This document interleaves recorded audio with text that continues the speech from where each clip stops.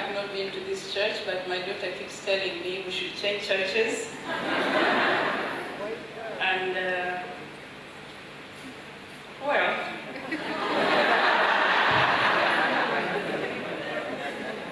thank you for inviting me. I'm happy to be here. Just to share a little bit about myself, I think. You gave me a topic about influencers. I actually don't know what to say about that, because a multitude of books have been written about leadership and influence, and I don't think there's anything new under the sun. Perhaps what gives it flavor is the different experiences of different people. And so I am a people student. I study a lot of people. Some I dump. Some I listen to and follow. Some have a huge impact on my life. But what I thought I'd do is take that topic and just say a few words from my own experience. And if that means anything to you, you can take a few words. If it doesn't, dump it. So the topic he gave me was multiplying influence. How do you multiply influence?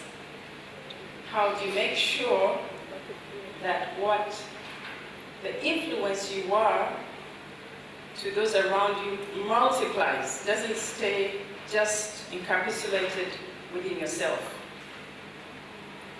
And like I said at the beginning, I don't know of any leader who sets out to say, I am going to multiply influence. Today I am going to wake up and make sure that if I've influenced 30 people today, tomorrow I'll influence 100.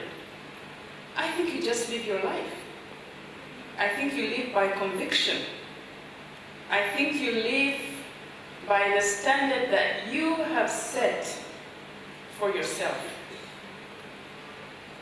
And I know that for anyone else who has tried to live contrary to the standard that they believe, they have not influenced many. And this morning I'm only talking about positive influence, because negative influence, we all know. I don't think we want to venture into that area this morning. I'll speak shortly, briefly, and just leave the rest for you to think over.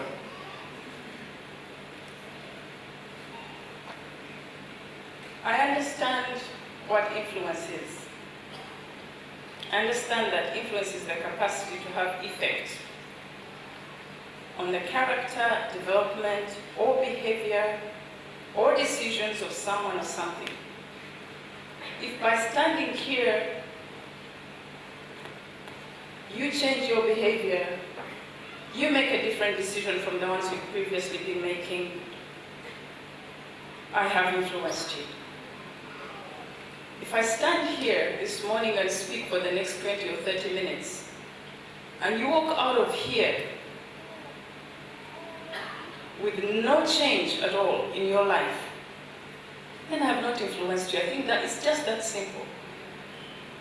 In my life, in my walk with God, in my career, I always believe, simplify everything. Don't complicate anything. So even as I speak, don't try to decipher this mystery, philosophical speech she's giving. No, it's just that simple. So relax. There is nothing magical about anything I'm saying this morning. Influencers, all they do is change us, hold sway over us. That's what influencers do. And maybe to bring this home, let's examine one or two influencers in our lives, and then I'll share briefly my testimony. Most influencers are your primary caregivers. your parents. If you have lived with your parents, you know that you often will model your life after your influence, or after your parents. So simply, your parents are your primary influences. Teachers, we will spend about 15 years, approximately 15 years of our lives under the tutorship of teachers, from primary school all the way to university. Can you imagine you give 15 years of your life to someone to influence you? So teachers are powerful tools, and those of you in the teaching profession will really honor you.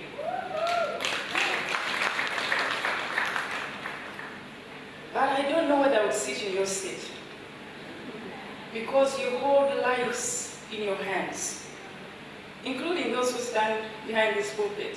You have, how many people do we have here? 300 perhaps, maybe more. Pastors, every Sunday and others through the week, you hold captive about 300 people. They're not going anywhere, they're going to sit here and listen to you. So pastors are powerful influencers. Civic leaders, family friends, and on and on and on. What do they have in common? How do they manage to penetrate who you are, to change who you are? What kind of character are they? They are passionate, truly believe in what they do. You know why we don't follow some charismatic, powerful people? Because at their core, they are not who they say they are. It doesn't matter how long or how high-pitched my voice becomes here, how very impressive and my arms flying all over the place I am today. If that's not me, it's not going to change you. I like what you were saying, almost, that character is who you are in the dark. Character is who you are in the dark and in the light. You don't change. There's congruence, there's agreement. Who you are in the dark and who you are in the light. So often, they are very powerful people we don't follow because who they are in the dark is not who they are in the light. We tend to follow those who are congruent. They are the same person. It doesn't matter what day of the week you're going to meet them. It doesn't matter if they're going through a bad day or a good day, and you all go through those. You are going to follow them because you believe that they are the same person you're meeting in and out of season. They're passionate about who they are and what they do. They're committed. There's nothing as disorganizing as somebody who today is like this and tomorrow is different.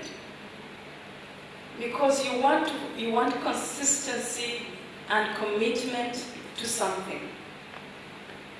If I come here and talk about passion and tomorrow I am passionless, I wonder what happened. If I come here and talk about integrity and the following day find my name splashed in the papers, there's no commitment. There's no consistency. We follow influencers because they sacrifice. They give up for the greater good. Sacrifice is a very uncomfortable topic in our communities because it means giving up for something bigger, for something greater, and not necessarily for yourself, but for somebody else. So sacrifice, I don't know how many of you love fasting. I don't. It's tough. I love to eat, and I think it shows. But there will be something greater than food. And food takes a second place. It is a sacrifice.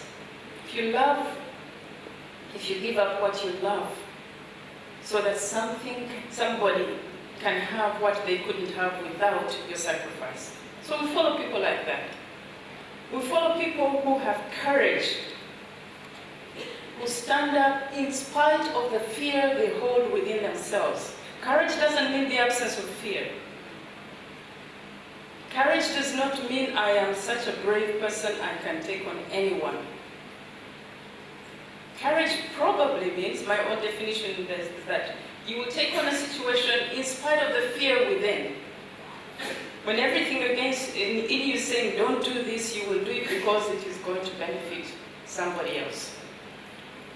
Facing a situation you do not want to face.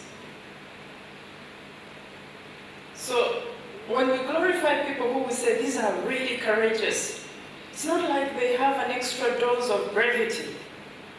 No, they don't. They're probably shaking in their boots as they take on giants. We follow people who have tact. If you have a leader who has tact, somebody who you want to follow them because there is wisdom in the decisions they make. And tact is a very important ingredient for transformation, because you must study the situation you're in to make the decision that is good. Sometimes a lot of us in leadership are completely tactless. Because you have lived and walked like this, you tend to think, from my experience, from my background, this is the right thing to do. But if, knowing that all situations are different, there are times you will need to keep quiet. There are times you need to hand over the reins to somebody else. There are times you need to address the situation head on. And tact has its root in wisdom. What does the Bible say about wisdom? So much. Above everything else, seek wisdom. Seek wisdom, because if there's anything that will take you out of a sticky situation, it's wisdom. So leaders are tactful.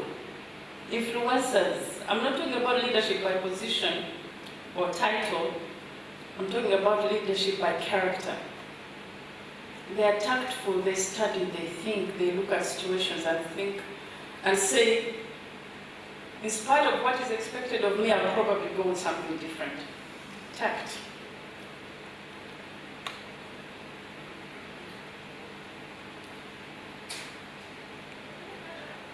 Let's look at a few examples in the Bible. Of course, our greatest influence is Jesus Christ.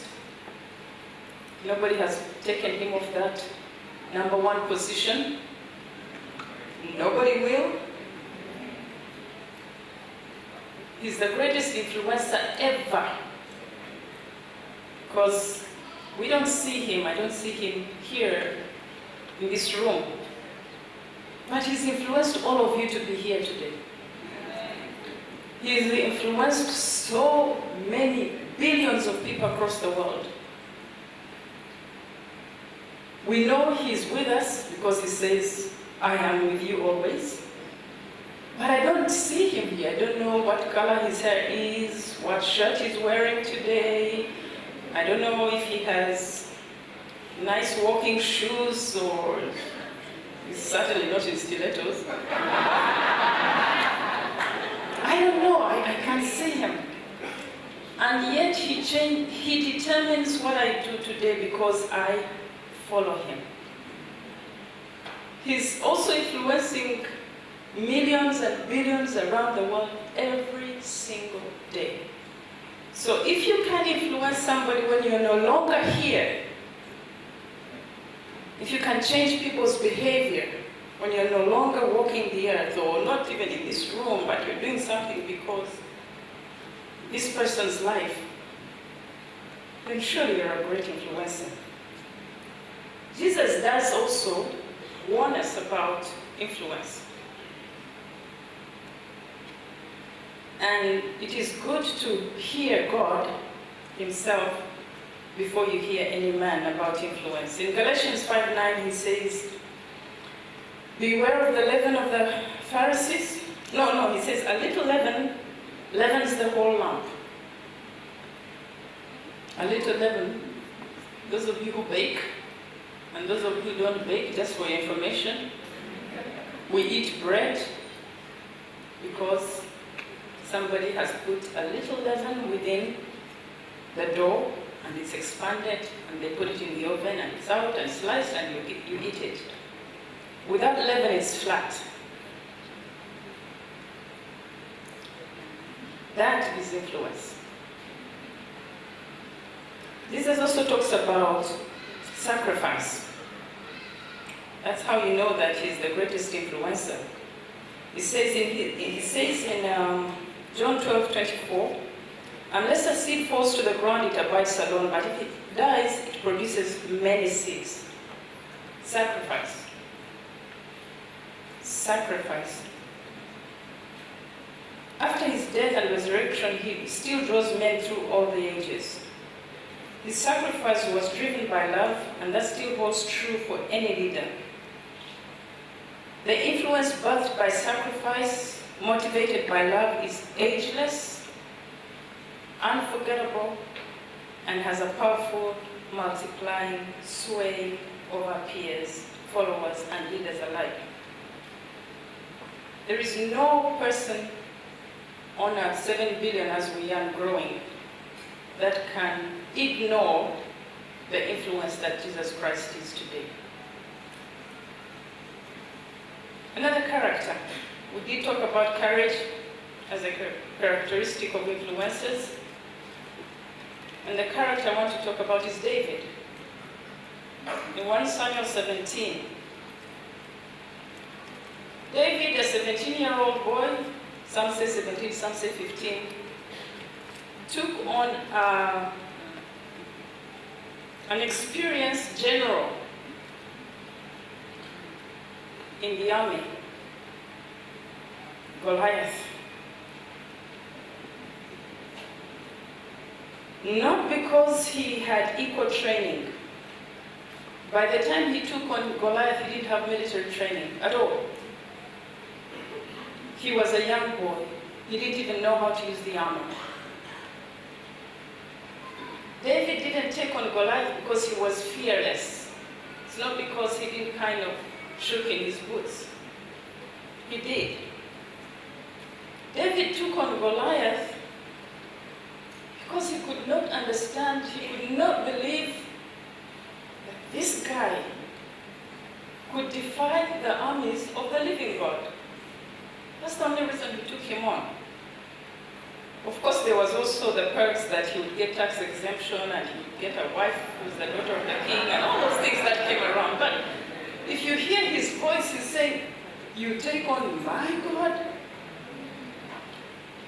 the Lord of hosts, you take on the captain of the armies of Israel. So he runs in spite of his size, he runs in spite of his fear, he runs in spite of the fact that this guy could have just pulverized him. Takes a stone, threw it, hit him bullseye, and the guy is on his, Goliath is on his face.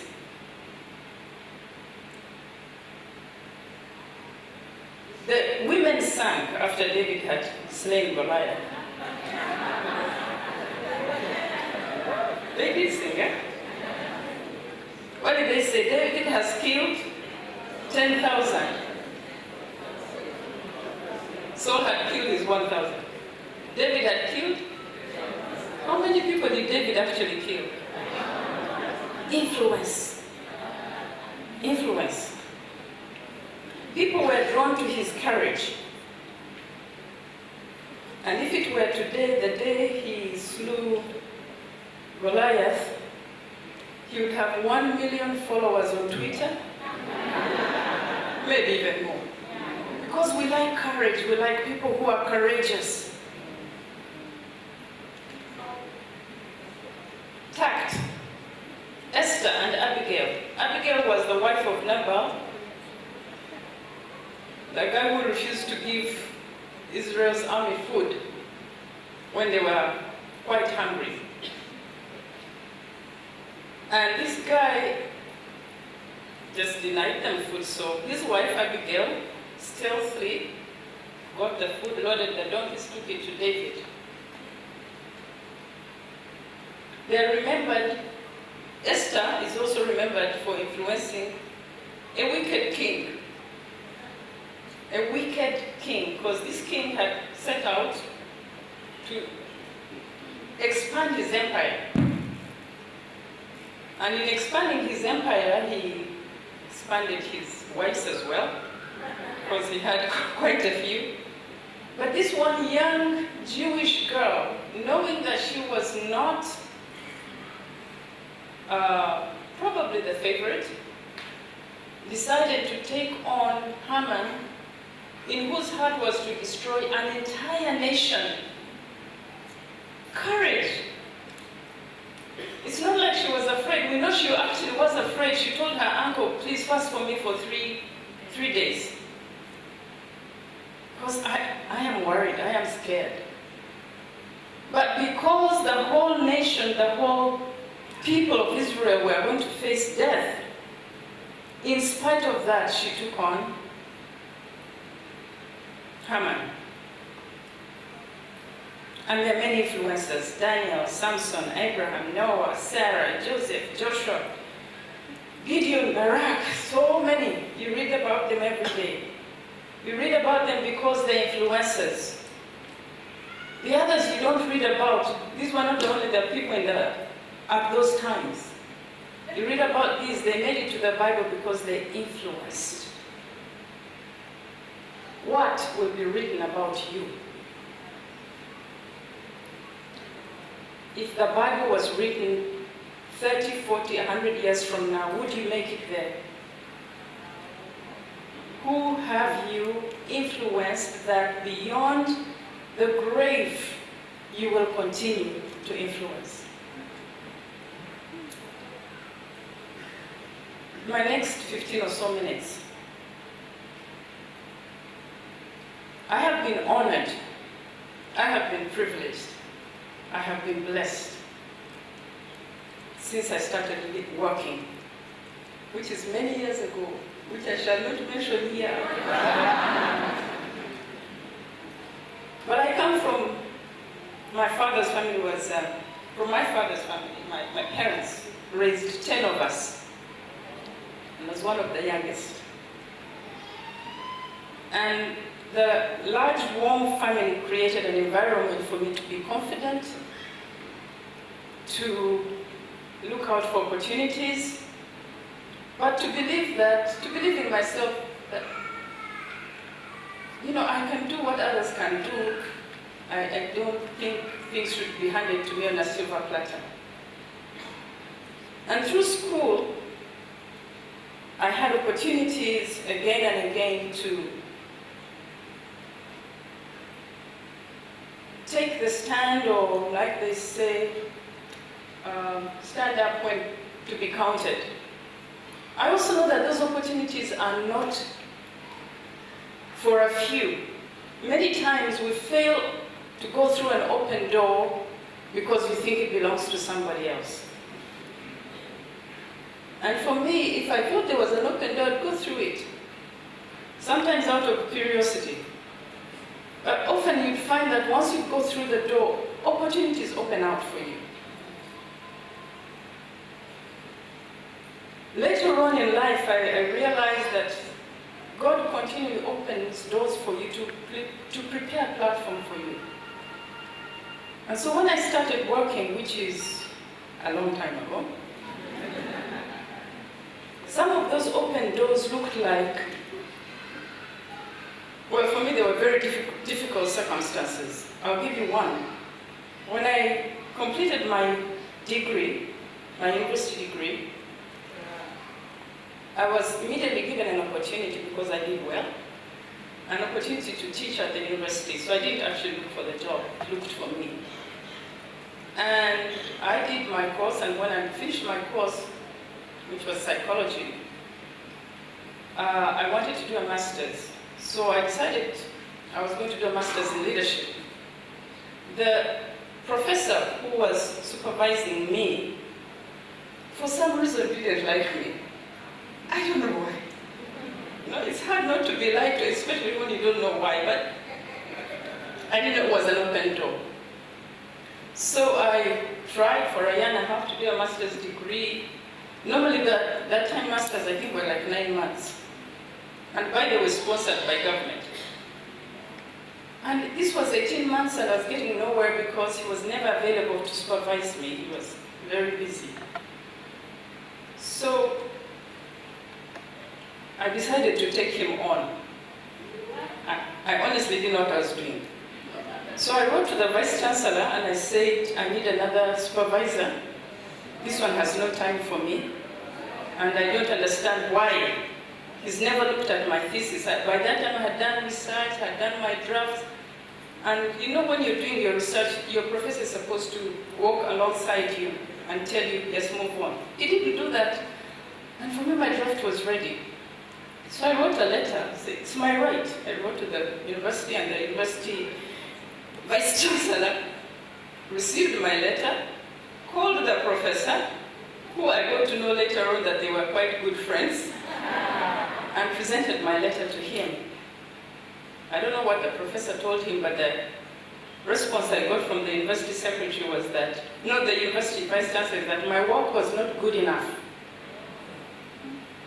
So I thought, it's not good enough, but you have not looked at it.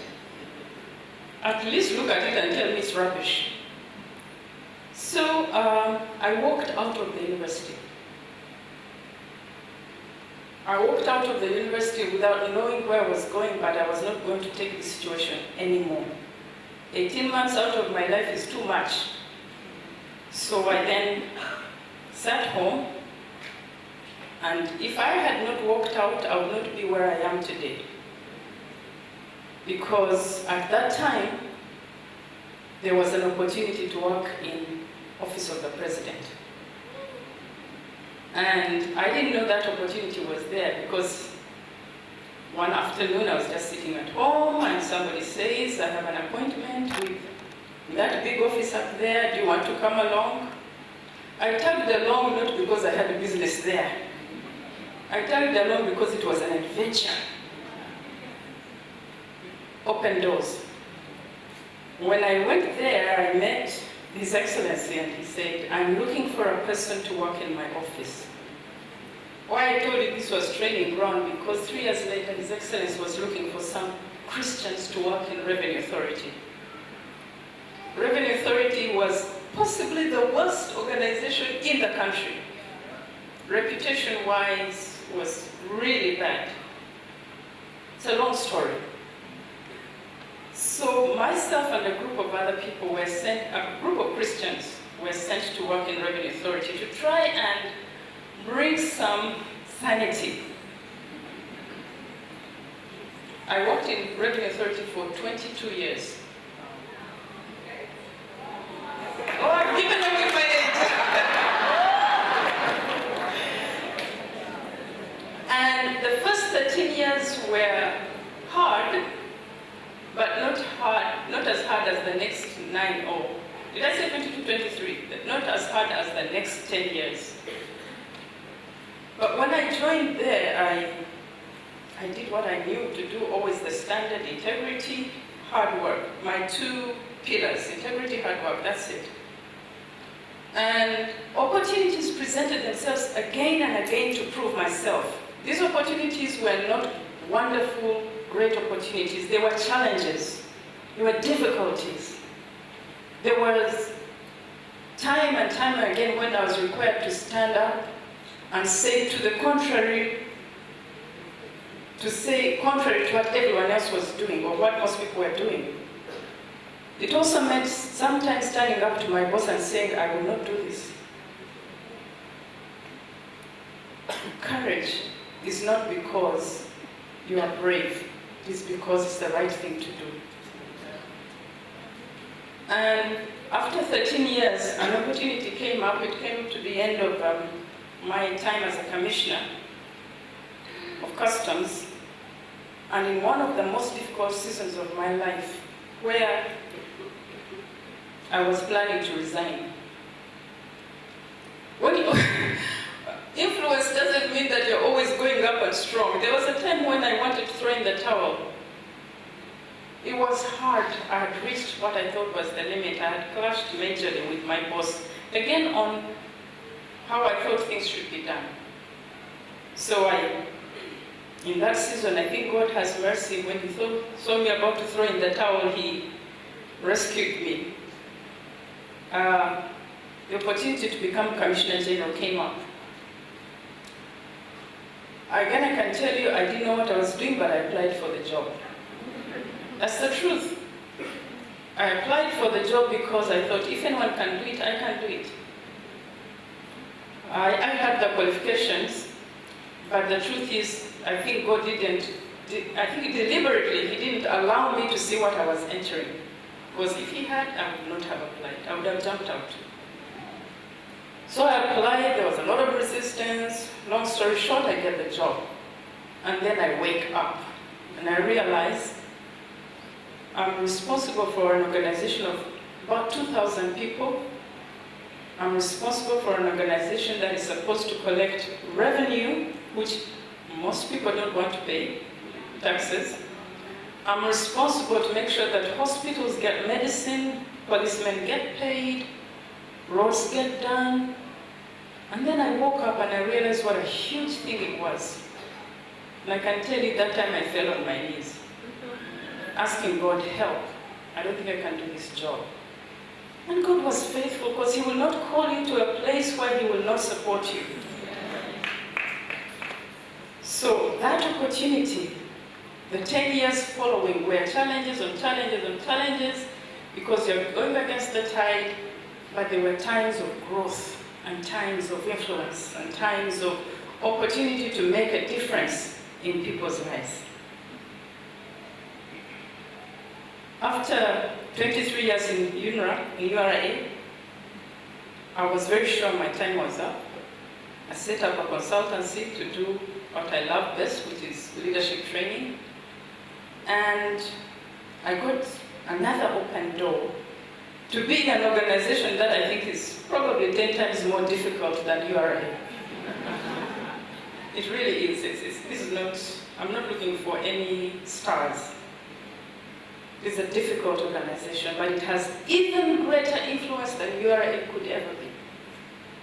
Because if we don't do the roads in this country, we imprison people in poverty.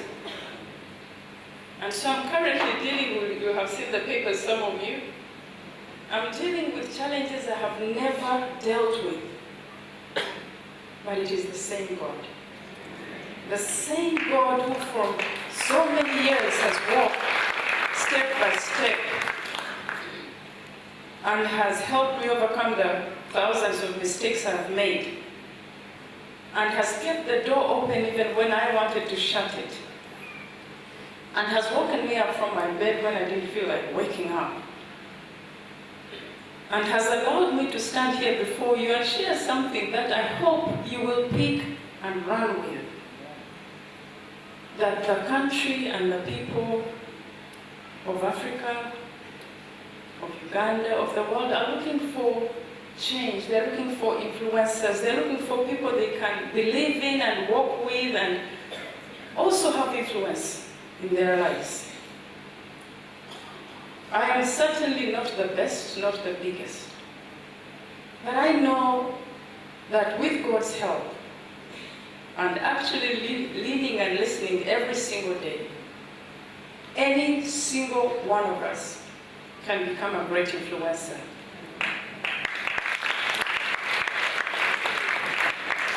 The positions of influence are not reserved for some famous people, and the rest of us are condemned to general happiness. The 300 or so, maybe more, not very good with the numbers, I don't know how to estimate. The number of people here, each and every one of us, has the DNA to become a great influencer. You have the greatest example ever. You don't need any other. And I believe that you and I can transform our communities. God bless you. Thank you so much.